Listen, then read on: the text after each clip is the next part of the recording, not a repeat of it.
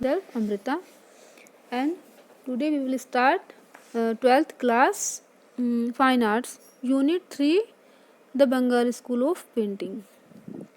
So let's start.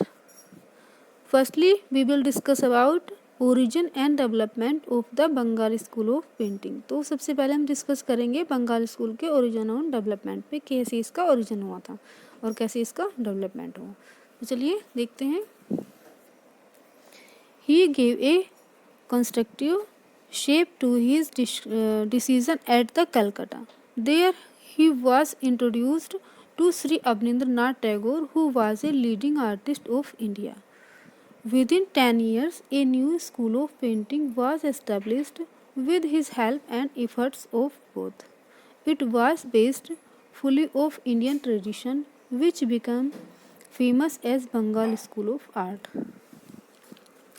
तो जैसा कि इसमें पहले थोड़ा सा आपको समझा दूँ मैं इजी लैंग्वेज में. सबसे पहले जब मुग़ल यहाँ पर शासन करते थे इंडिया पे, तो जब मुग़लों को अंतिम जो राजा था, लास्ट राजा औरंगजेब, जब उसका भी एंड हो गया था, तो मुग़ल का साम्राज्य का यहाँ पे एंड यहाँ पे हो गया था. और उसके बाद फिर जो उनके शासक बचे थे, जो उनके सूबेदार वगैरह जो बचे थे मुग़लों के, उन्होंने जो था उस मुग़ल शासन को छोटे छोटे पार्ट्स में उन्होंने डिवाइड कर लिया था और अपना अपना राज्य उन्होंने बना लिया था.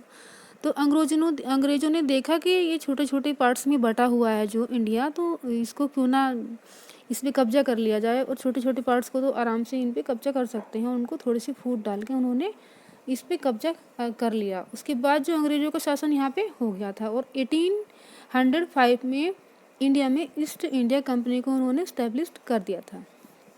अब उसके बाद वो जो अंग्रेज़ थे, जो पेंटिंग्स बनवाते थे, जो टोटल जो भी पेंटिंग्स बनती थी वहाँ पे, तो वो जो यूरोपियन आर्टिस्ट को बुला के उनसे वो पेंटिंग कराते थे, और जो भी पेंटिंग के लिए जो भी खर्च होता था वो उनको पेड करते थे.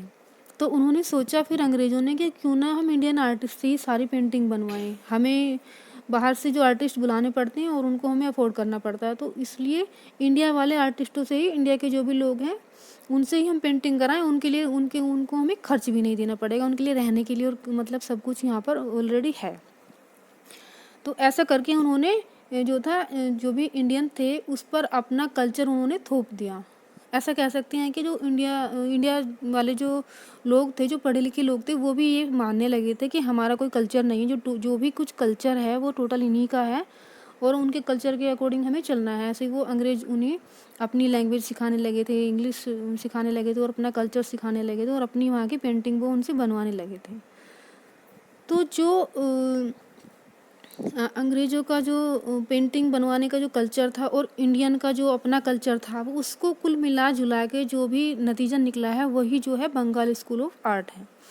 अब सबसे पहले अंग्रेज़ों ने जो यहाँ पे इस्टेब्लिश किए थे, इन्होंने आर्ट स्कूल बनवाए जिससे कि यहाँ पर पेंटिंग का ओरिजिनल डेवलपमेंट कराया जा सके. लेकिन उन्होंने अपने कल्चर के लिए सोचा कि यहाँ पे आर्ट स्कूल बनवाए जाएँ. तो उन्होंने मुंबई, मद्रास एंड कोलकाता में उन्होंने 3 जो थे आर्ट स्कूल खुलवाए थे.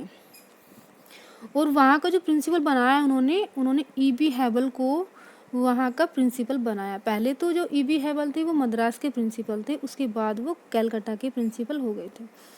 और E.B. हैवल ने जो था वहाँ पर जो थे उनके जो स्टूडेंट थे, वहाँ पर अवनींद्रनाथ टैगोर और नंदलाल बोस, और वहाँ पर कई सारे ऐसे आर्टिस्ट थे जिसको E.B. हैवल ने उनके जो वर्क को देखा, वो उनसे बहुत इम्प्रेस हुए.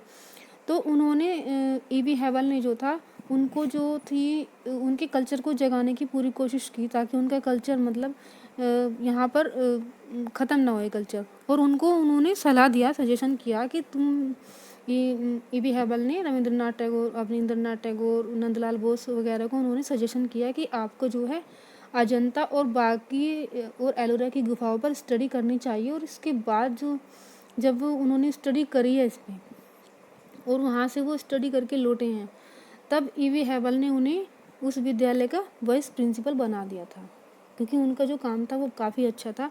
और 1904 में उन्होंने एक आर्ट स्कूल की जो थी, एक आर्ट स्कूल में एक आर्ट गैलरी बनाई थी, जिसमें सारी जो पेंटिंग्स थी, जो पहले तो वहाँ पर सारी पेंटिंग जो थी वो यूरोपियन पेंटिंग थी, लेकिन उन यूरोपियन पेंटिंग को उन्होंने बाद में सारे को सेल कर दिया और वहाँ पर जो टोटल पेंटिंग उन्होंने लगाई, फिर जो अजंता की और बाघ की गुफाओं पर जो स्टडी करके आए थे, उस कल्चर पे, उस थीम पर जो बनाई गई पेंटिंग थी वो वहाँ पर उन्होंने सारी लगाई।